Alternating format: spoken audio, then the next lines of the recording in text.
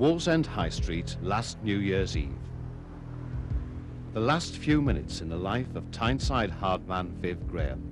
It's 6 o'clock in the evening, but he's already been celebrating.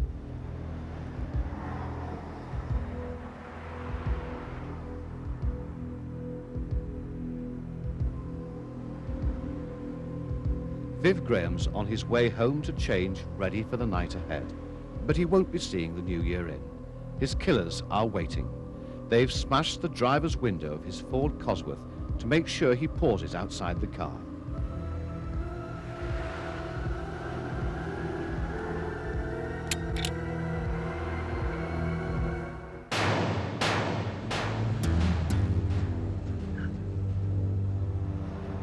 Though he managed to crawl back onto the high street, his life is ebbing away. He died 4 hours later in hospital.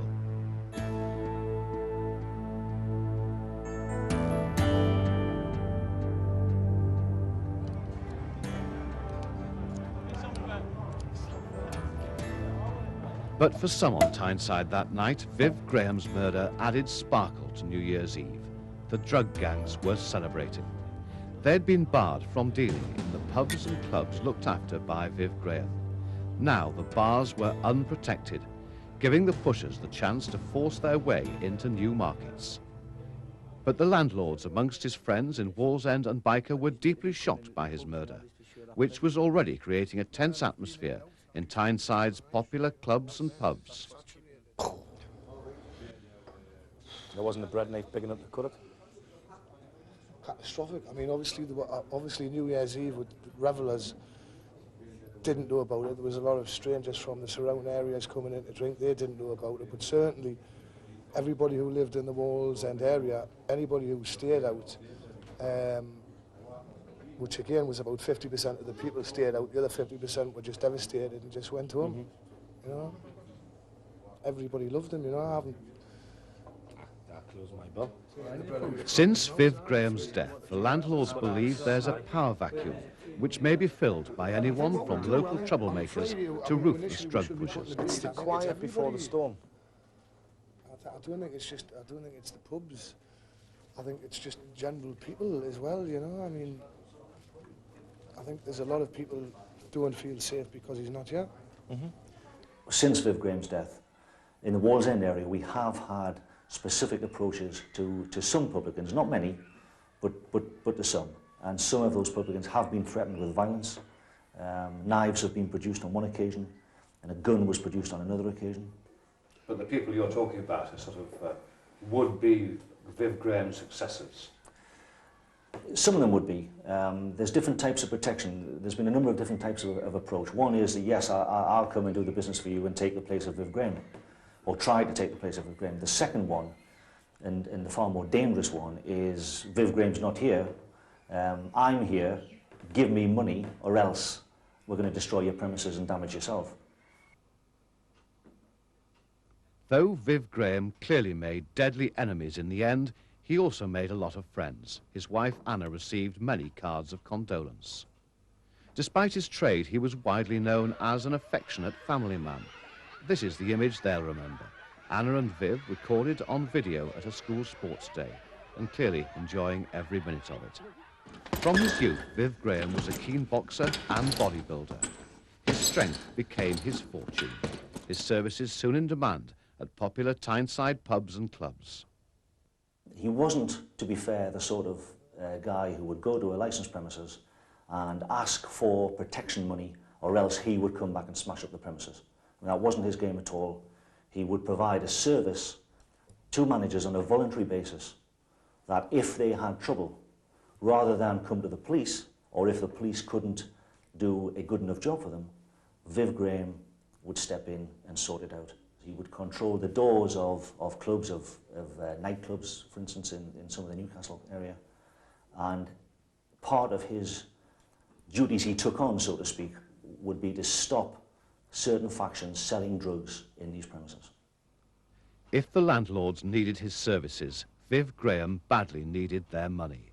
A few weeks before he died, he promised his wife Anna he'd give up gambling. Detectives investigating his murder have traced gambling losses for the past year alone of £100,000. he was badly in debt and his car was about to be repossessed. That despite an income of around £250,000 a year from his business, much of it arranged through his brother-in-law, Peter Connolly. We found out that there was a lot of the pubs getting grief, trouble, whatever you could call it, in the Wall's End area, Baker area, and Viv was there to sort it. And most people used to phone me and ask us if I'd go and sort, like, get in touch with Viv. And I used to, and I'd take them along as a friendly, have a pint, see what he thought and see what was the best way to sort the trouble out, you know, and that was the way I did it. I was having a bit of trouble with a fella in the bar, and he's threatening. He was a big fella, I couldn't handle him. The same fella used to send ambulances, fire brigades, police, saying there was bombs in the place. He actually sent a scrap wagon one day, saying there's an old bang outside the bar. Can you pick it up for us? It was a brand new motor. That's how daft the fella was. So I phoned my mate, Peter Connolly. And he said he'd be down, so when he came down, he fetched Viv. He asked what was wrong, I told him. He just says, I'll have a word with him and say that there's no more trouble. He went straight to see the fella, he knew where he would be. Had a word with him. And to this day, I've never, ever seen him. So you hired Viv? I hired Viv, he said, what can you afford? 50 quid a day. Okay, 50 quid. 50 quid a week? Yeah. He had a good business. He had I would say about 4 nightclubs, 5 or 6 big pubs, and your little local pubs, like a little corner, like Samay pub in the county, and a couple of pubs in Wall's End. I mean, there was millions more. I don't know what he looked after. There was quite a few in the town, but I didn't know them all, you see. But just the ones that I knew, which, well, yeah, that's all. When you say it took quite a few quid, it must have been a pretty profitable sort of business. Well, I would average, the ones that I knew of, it would be on about £3,000 a week, which I thought was a good money. I would say the clubs would have been about 1,000 to 700. The big clubs that really took a lot of money. Yeah, pubs was normally £50. It depended on the take. If it was a popular pub and it was taking a lot of money, you'd pay up to 150 to 160. So a very big business. And what did people get in return for that? Well, for one, you got really to publicise that he's in charge of your pub, and if you caused any trouble in that particular pub, that you had the consequences to face. And if for instance, he thought you were a threat and you were going to be a threat to his other pubs, you'd probably get a clip.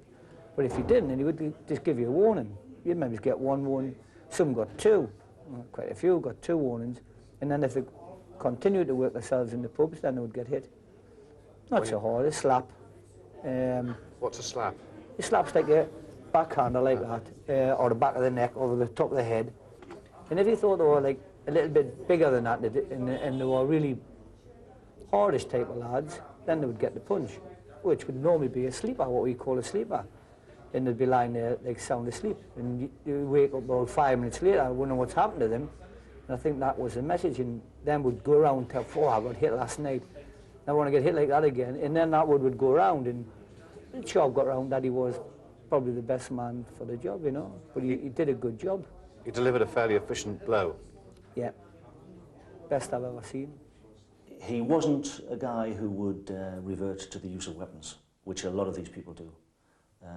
He was an extremely powerful man, as you know. He was a trained boxer, and he would sort out the trouble with his fists.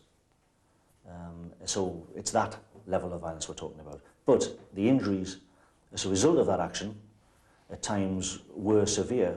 He never carried knives, guns, never used a bottle or an ashtray, never really fought dirty, except the one occasion where I seen him, where he actually used his boot, a one-off that was.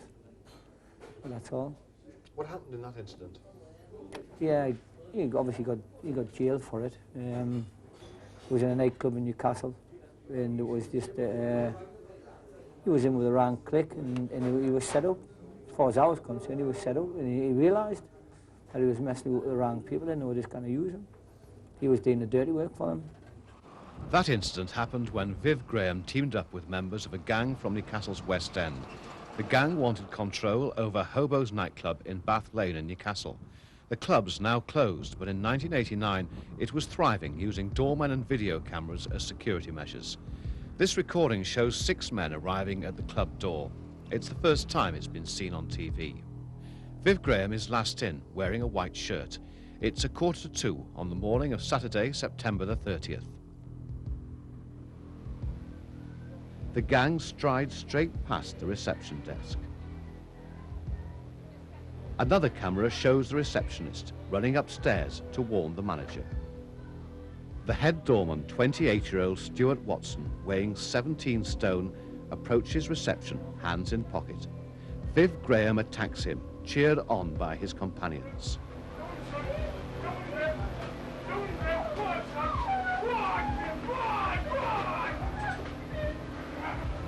One shouts orders to the receptionist.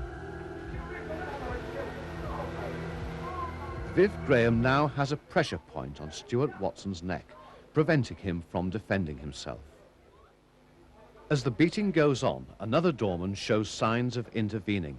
A punch from one of the gang stops that. Stuart Watson is then dragged out of the camera vision onto the dance floor. The receptionist, in shock, desperately tries to wipe up the blood, then calls the police. The gang depart, led by Viv Graham. They'd been in the club for just 3 minutes and 41 seconds. As they swagger out, one pauses to tell the manager that it was a private fight. The trial was told that Stuart Watson was punched about 20 times in the face and head by Viv Graham. And then, as he staggered around, covered in blood and semi-conscious, he was attacked by other members of the gang. Despite the beating he took, Stuart Watson refused to give evidence.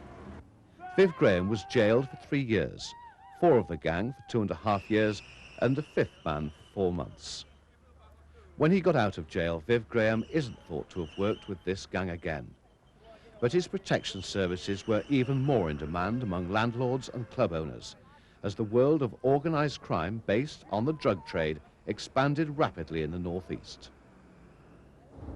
Your little teams now have become super teams. They're bigger, they're stronger. They know that nobody can phone Viv to stop them, you see. Where they weren't going before, now they can go anywhere they like, you see.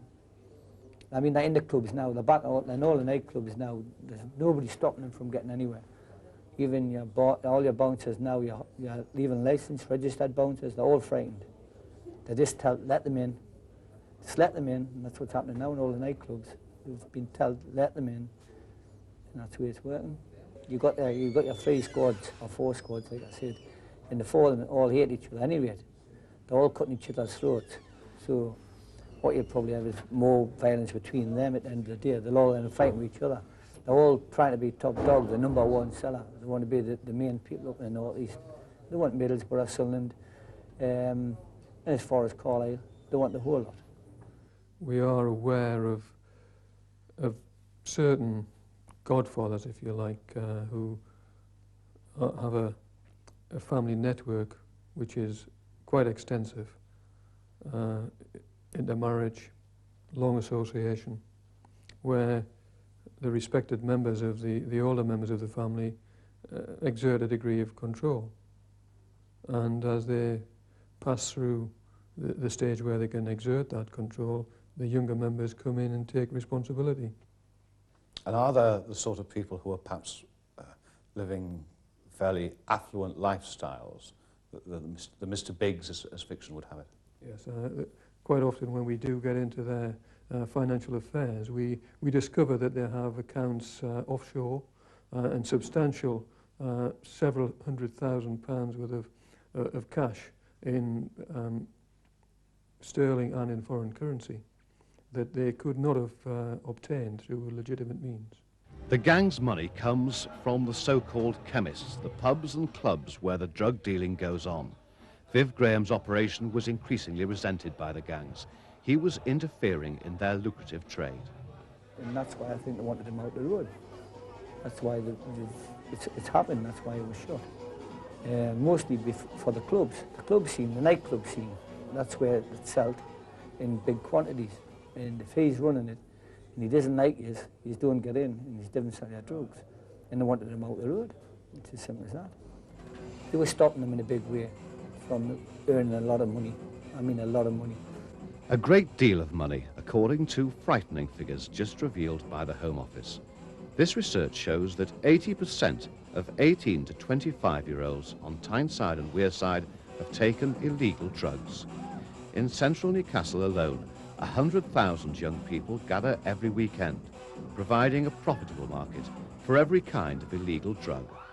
This is probably the most common drug around. It's cannabis resin. It's bought by the dealer for £500 for one of these. This is a soap or 9 bar, 9 ounces of the drug. The dealer splits it up into 9 1-ounce chunks. It's sold for £120 a piece. The profit to the dealer, around £500 a bar. The rave drug ecstasy costs the dealer about £2.50 a capsule. The user pays between £10 and £15. Speed or amphetamine sulfate costs the dealer about £2,000 a kilo, depending on the purity. He sells it for £10 a gram, making a profit of £8,000 a kilo. Paper impregnated with LSD or acid costs the user several pounds. The dealer, though, pays only 50p each, buying them in sheets of 1,000.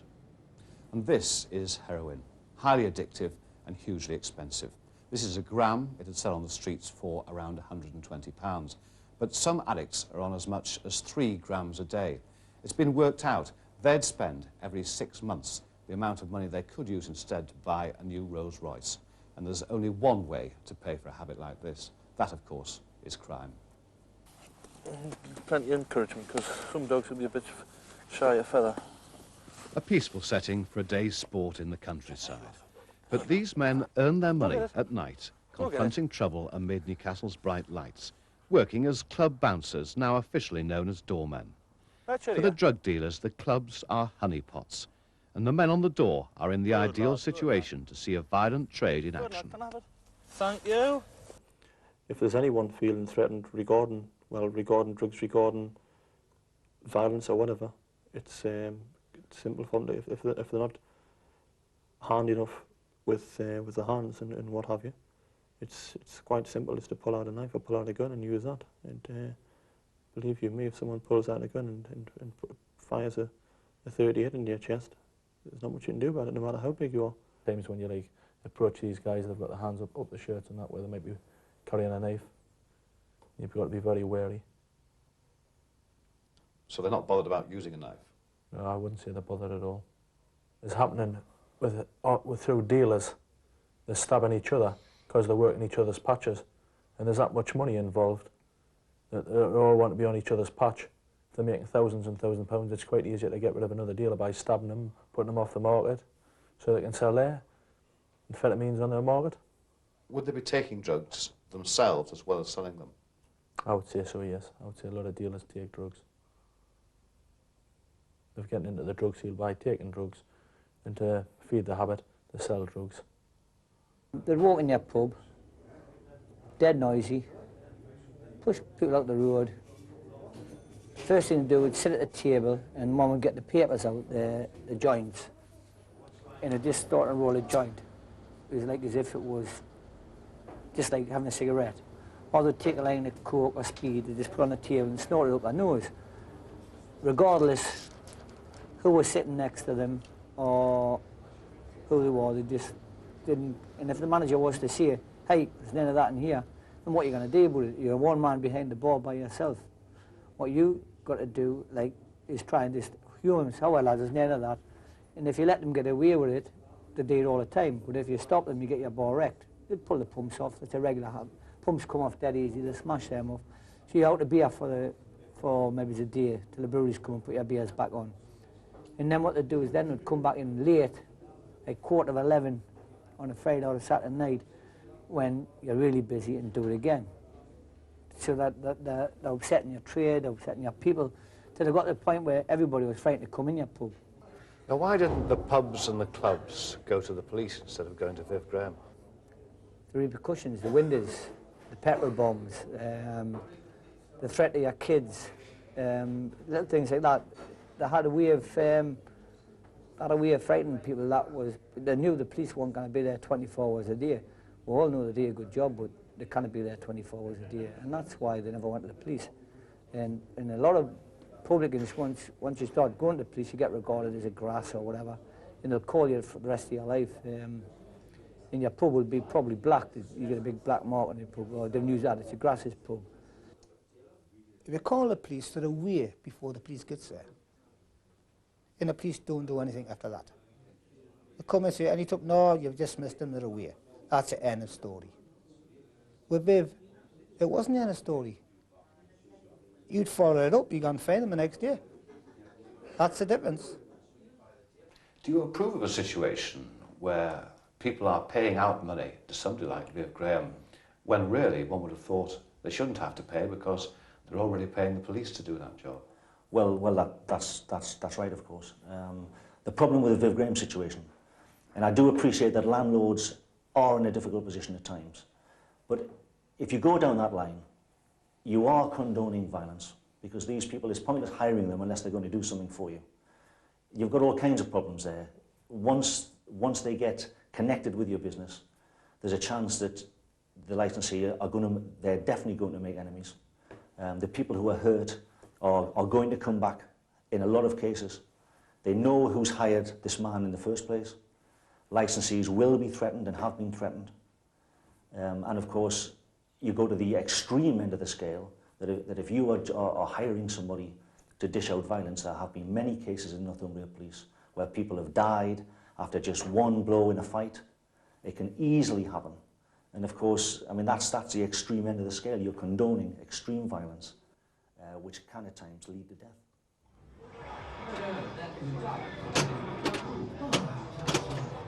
But for a landlord faced with immediate violence, the pressure to pay for protection may be impossible to resist. And even more worrying, according to the police, is that going beyond the law for protection hasn't been confined to individual landlords.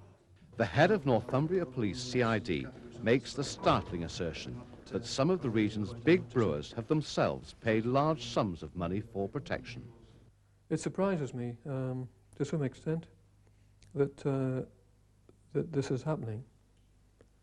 But I can also understand that if it's a means of ensuring that premises are managed and conducted in a way which is acceptable to the brewers, that and if the police force cannot maintain, because of lack of resources, the type of control that they would wish, that they are prepared to do this themselves. I can understand it, but I cannot condone it. It's a serious problem for the police if some of the best known companies in the region are paying direct to some of the region's criminals fairly large amounts of money, isn't it? Yes. But the police claims are firmly denied by Frank Nicholson, Managing Director of Vaux Breweries and Chairman of the North East Brewers Association. My own brewery, certainly, so far as I'm aware, does not do so, and would in no circumstances do so. I'm pretty sure that the members of my Brewers Association, of which I'm chairman, would take the same line. So I would be very interested to hear the police evidence of that happening. But Vaux have not paid it directly? No. How about your landlords? Let's go back to the control that we have. The 1 in 6 of the pubs that we directly manage. I'm pretty certain no. The 2 more out of 6, i.e. the balance that we own, difficult to say. Our tenants, those are tenanted pubs, let by the brewery, owned by the brewery, and let to a tenant. I don't know. I suspect that some of them may pay it. I would certainly expect, if they told us, that we would get involved to try to help them stop, but rarely would we be told. But you have been told on occasions? Oh yes, I'm aware by hearsay. I haven't been told by a licensee, but I've been told by people who know the licensees that happens. It's very difficult to imagine yourself in that situation. If you were the licensee and you were questioned, have you paid protection money? Very difficult question to answer. But they, of course, are coming to you for advice. What advice would you give them? Oh, the advice I would have no hesitation in giving them, if they came to me, would be that we will get the police involved and we will support what the police are going to do. The brewers are meeting the police to try and find new ways of quashing the drug-related violence that afflicts northern bars. Already in Newcastle city centre, 3 methods of protecting the public from violence and drug dealing are operating. Video cameras watch the crowds. Rogue bouncers who actually caused violence and dealt in drugs are being weeded out. And the bars are linked by a communication system called Pub Watch. This enables landlords to alert the police and other pubs to possible trouble. Soon, Pub Watch will also be in many pubs in Wallsend, and it should eventually extend to all of Viv Graham's former territory. It's very, very important that we all stick together, and if anything does happen, to go right through with the whole thing and not be frightened and let them see they're not going to get away with it. You can't let them get away with it. Some landlords are going to find that difficult, aren't they? Because they're clearly frightened that if they do, for example, tell the police, there will be reprisals. Yes, they are. But at the same time, who's going to live like that the rest of their life in fear? Who wants to live like that the rest of their life? I certainly don't. Whatever the benefits of Pub Watch, the central problem for the police is how to make inroads on organised crime when it's ruled by fear. The fear of reprisals that prevents witnesses and victims from giving evidence. In the underworld, rival gangs settle their own scores, and informing is the worst crime of all. As a result, violent incidents often aren't reported to the police. Often the first they hear of a gangland shooting is from the hospitals. We interview them and they'll tell us to go away, not in so many words, but that's really what they intend us to understand. And it's very difficult because they'll not tell us who was involved. They may well know. Their intention will be to take their own action when the opportunity arises. And even in cases where there have been fatalities, we have had great difficulty getting any person to give us support and evidence and information. They may well have known who was responsible, but would want not to be seen, to be assisting the police, either because it's not part of their culture to do so, or because of fear. There is something perhaps that the criminal justice system might do there to support us, and that is to ensure that the victims of crime and the witnesses who could assist us are given greater protection. That's something which needs to be worked through. If it isn't, we'll have some form of anarchy on the streets in the not too distant future. I mean, you fight violence with violence. It's as simple as that. And I've always believed that. You can't just let them take over and walk over you. You've got to.